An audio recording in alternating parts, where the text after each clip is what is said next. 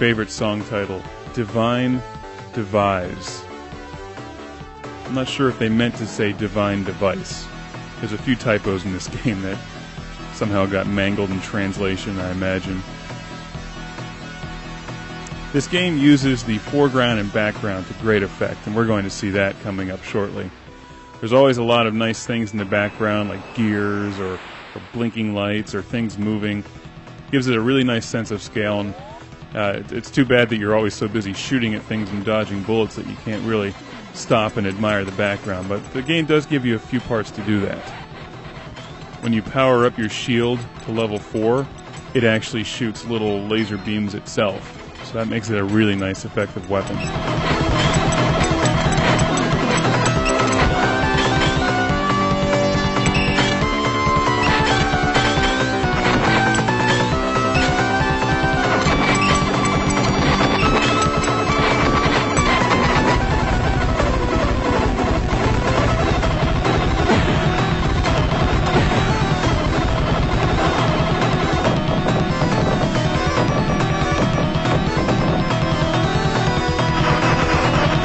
There, the floor drops away from you, revealing a river of lava miles beneath you. That's one of the most memorable moments in this game. When you power up your missiles or your bombs to level 4, they do a really nice, unique trick that I've never seen in a game before. Those blue explosions that you see actually suck enemy shots or enemy ships into the middle, lining them up for your gun. Now, sometimes that can backfire on you, but that's usually pretty effective.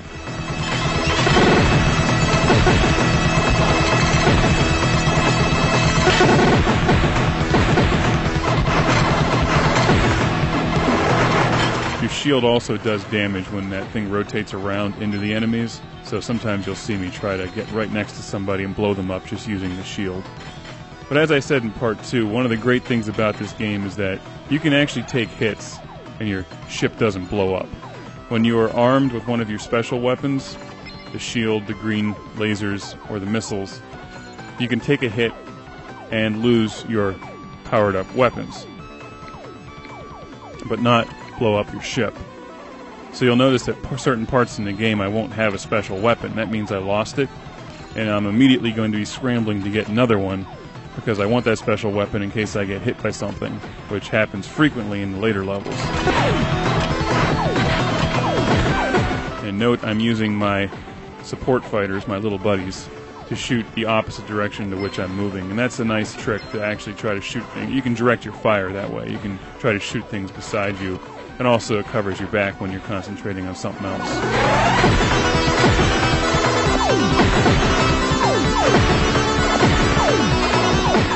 Look at this weird assortment of bad guys.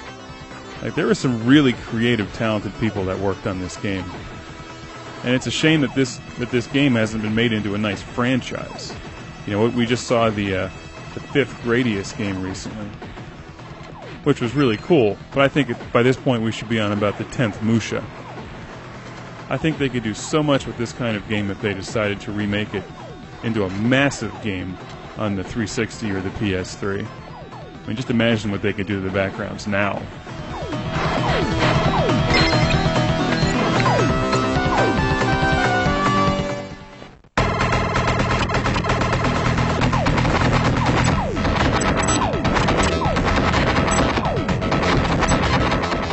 The end bosses all have little faces in them, and these just really bizarre designs. It's just tremendously unique. And it's not so hard that it's frustrating. You eventually learn how each one of these end bosses moves, and you can figure out how to destroy them. But it doesn't make you want to just rip your hair out and never play the game again.